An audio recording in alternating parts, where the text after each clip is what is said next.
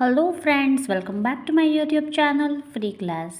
આજે આપણે SIR 2025 મતદાર યાદી સુધારણા કાર્યક્રમમાં તમારું BLO ગણતરીનું ફોર્મ ભરાઈ ગયું છે કે બાકી છે તેના વિશે વાત કરશી.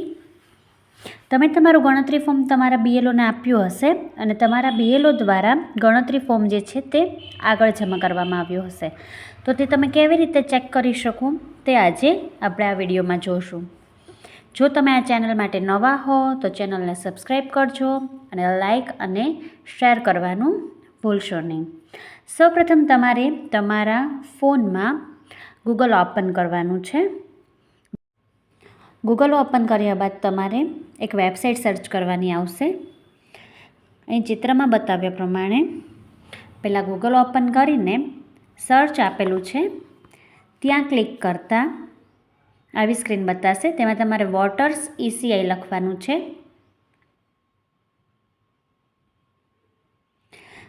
એટલું સર્ચ કરશો એટલે ઇલેક્શન કમિશન ઓફ ઇન્ડિયાની પહેલી જ વોટર લખેલી વેબસાઇટ બતાવી છે જે તમારે ક્લિક કરવાની રહેશે. ત્યાર પછી તમને જે છે આવું બતાવશે. આવું ખુલી જાય એટલે તમારે સર્વિસીસમાં સ્પેશિયલ ઇન્ટેન્સિવ રિવિઝન SIR 2026 નીચે ફિલ એન્યુમરેશન ફોર્મ આપેલું છે તે ઓપન કરવાનું છે. તેના પર ક્લિક કરતાં તમને આવું બતાવશે જેમાં મોબાઈલ નંબર અને એપિક નંબર એટલે કે તમે ચૂંટણી કાર્ડ નંબર જે છે એ તમારો નાખી શકો છો. અને ત્યાર પછી જે છે એ તમારે કેપ્ચા જે બાજુમાં આપેલા હોય એ કેપ્ચા એન્ટર કરવાના રહેશે.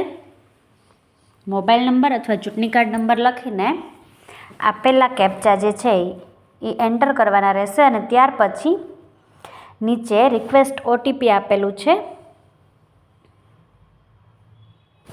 તેના પર ક્લિક કરવાની રહેશે એટલે એક નવું પેજ ખુલશે જેમાં તમને જે છે એ મોબાઈલ નંબર ને એપિક નંબર બતાવશે અને OTP જે છે એ તમારા મોબાઈલ નંબર પર આવશે. એ OTP અહીંયા લખવાનું રહેશે અને ત્યાર પછી તમારે વેરીફાઈ અને લોગિન કરવાનું રહેશે. એવું કરતાં જ તમને આવી સ્ક્રીન જોવા મળશે. ત્યાં ફરીથી સ્પેશિયલ ઇન્ટેન્સિવ રિવિઝન જે આપણે પહેલાં કર્યું હતું એવી જ રીતે ફિલ એન્યુમરેશન ફોર્મ ઉપર ક્લિક કરવાની રહેશે જેના દ્વારા તમારું ગણતરી ફોર્મ ભરાઈ ગયું છે કે બાકી છે એની માહિતી જે છે એ તમને જોવા મળશે. તો ફિલ એન્યુમરેશન ફોર્મ પર ક્લિક કરતાં તમને એક નવું પેજ જોવા મળશે.